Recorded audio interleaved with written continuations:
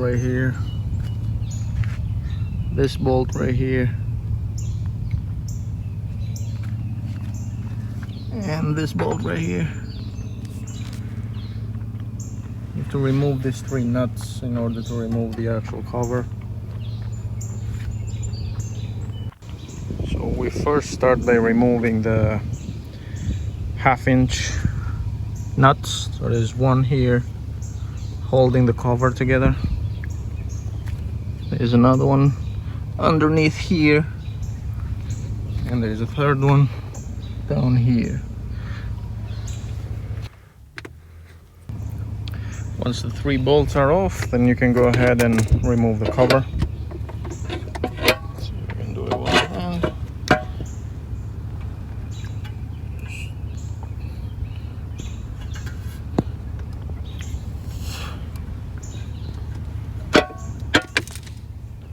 To pull this a little bit to create some space.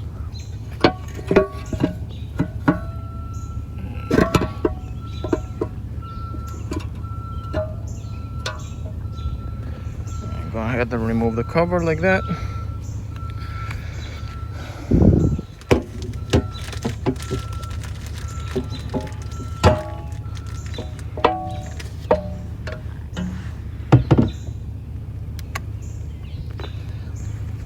So next I'll be removing the power module here. So it's 1, 2, 3, 4, 5 nuts and 1 screw. Go ahead and remove those.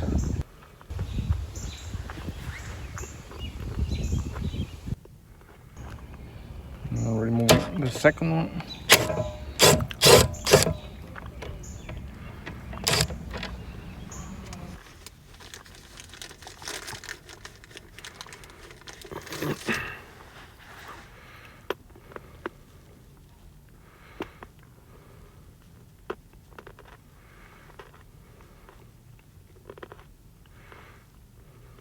Next we'll be removing the small ones. Check the size. 3/8. Or bigger than 3/8. 7/16. Yep.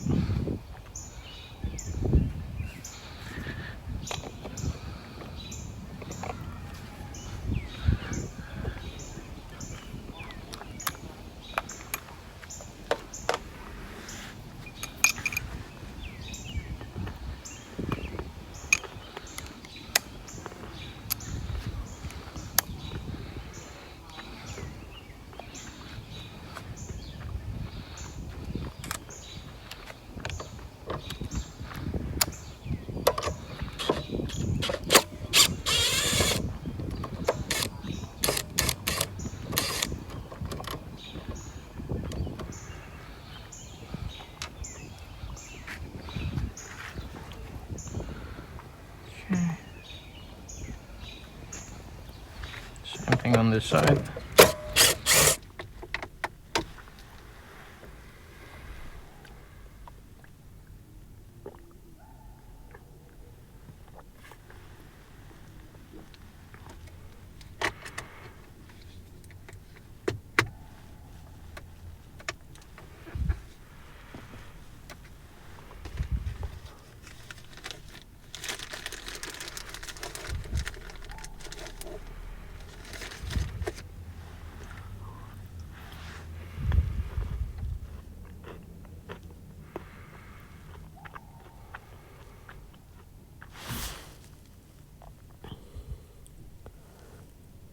You can see the blue Teleflex cable here too.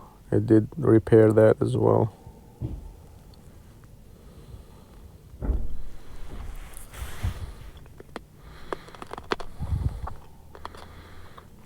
I think I did change the impeller as well. It was completely burned out, so I did have a hard time aligning the lower unit with the actual upper part, aligning the splines and everything else on the shaft. That was a bit challenging.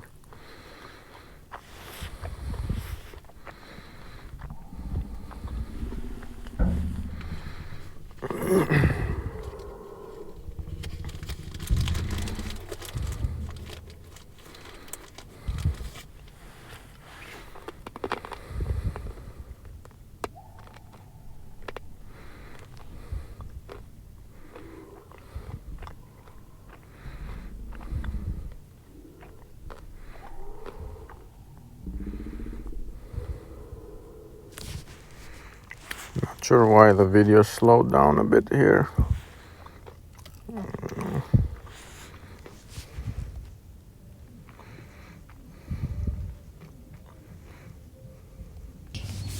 Just so you can see, I'm pulling up this one and this one back here. So I'm using a 1/4 on a screwdriver and trying to get that out. Just be careful with the little washer. There's a little washer right behind it.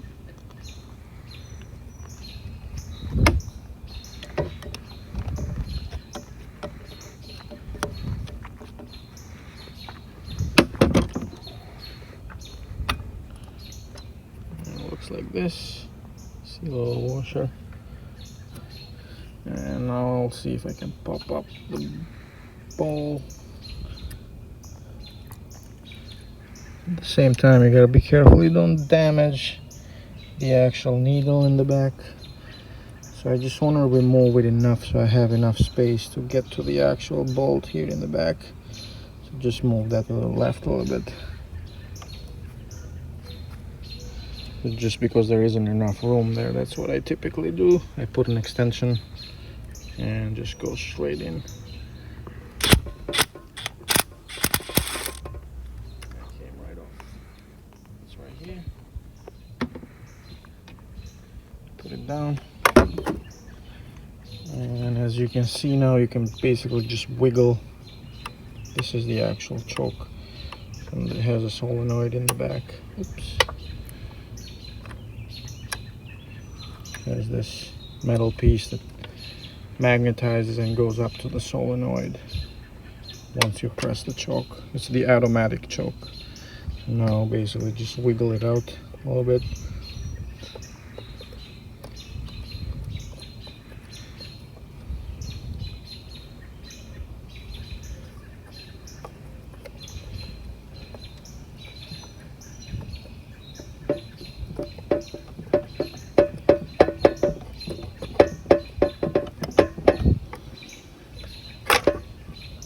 Here we go. Came off. Push the float a little bit.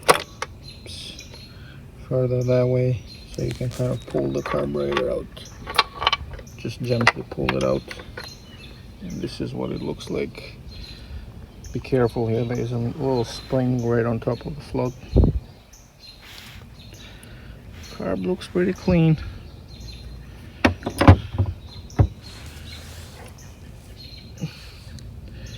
And there you go, folks. That's how you remove the carburetor. I'll make another video when I put it back together. So you just loosen the bolt, just pull it out. Again, it has a little washer in the back. Be careful with that. And you basically just pull it out slowly. Oops. Seems like it has a filter in there as well. So this is what it looks like, where the needle sits. And that the filter goes right on top of it. This looks pretty clean. So you see in there, looks pretty clean. I don't see any issues there. So I'll focus on the actual carburetor and clean that up. And this is what the actual cylinder head looks like.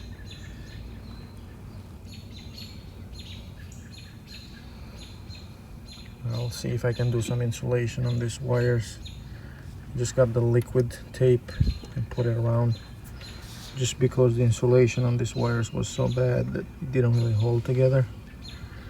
So that's what I've been using. As you can see there's exposed pieces of wires. This is what I typically use for this type of wiring. As you can see, this was very brittle, so just a minor touch here would basically just flake off pieces or small bending. So that tape, electrical tape, which is like liquid, that actually works great on this small exposed pieces of wire. It looks like there is the main jet and then the idle jet. So in my case I have issues with the idle jet just because it's not idling correctly. So I'll see if I can remove the screws down here. I think one is for the main jet. See where the blockage might be, if there is any blockage.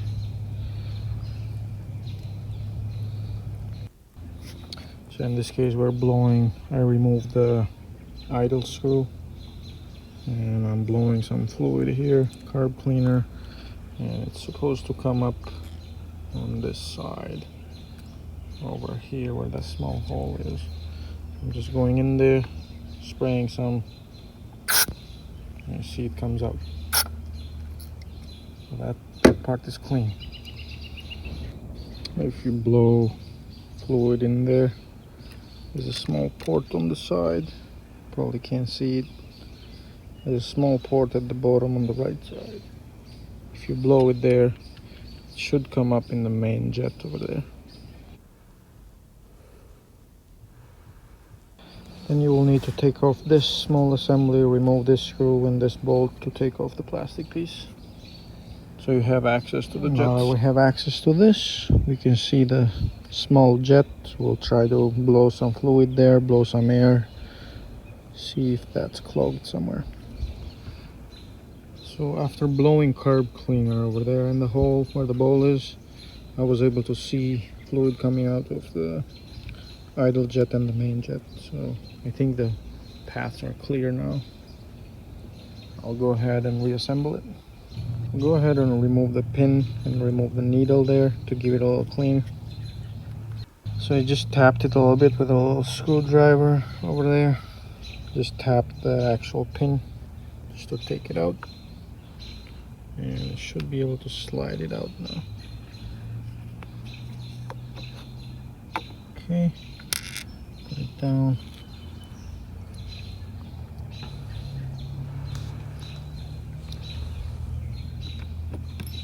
Once I have that out, I'll remove this bottom piece and take out the needle there. This is what the needle actually looks like, and that's what it looks like inside. So I'll just spray some carb cleaner there just to clean it, and that's about it. I did screw the bottom piece back on with this bolt over here. Now I'll try to reassemble the actual carburetor, the front to the plastic piece, same way as I removed it. After reassembling the front part, I'm now going ahead and putting back together the carburetor to the cylinder. Take the choke lever out of the way. So the way you do that is you compress the spring here and then rotate this. I don't think I can do it with one hand, but this is how it comes out of the way. You just compress it and rotate it.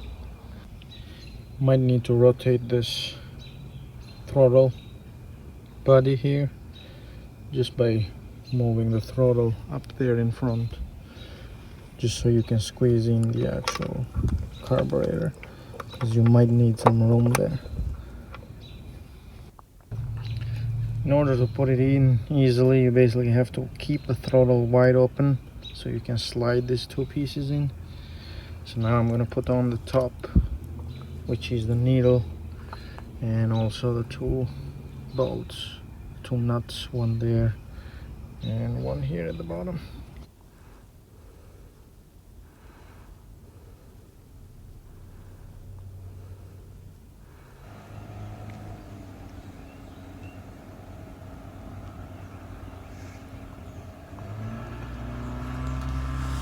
Yeah, this is after I did the repairs and I was testing it by the lake basically. So I did a lot of cleaning as well. Like I showed, that was the carburetor parts and the wiring. I did fix the starter motor as well. That was the first issue, so I believe it had like a wire that was kind of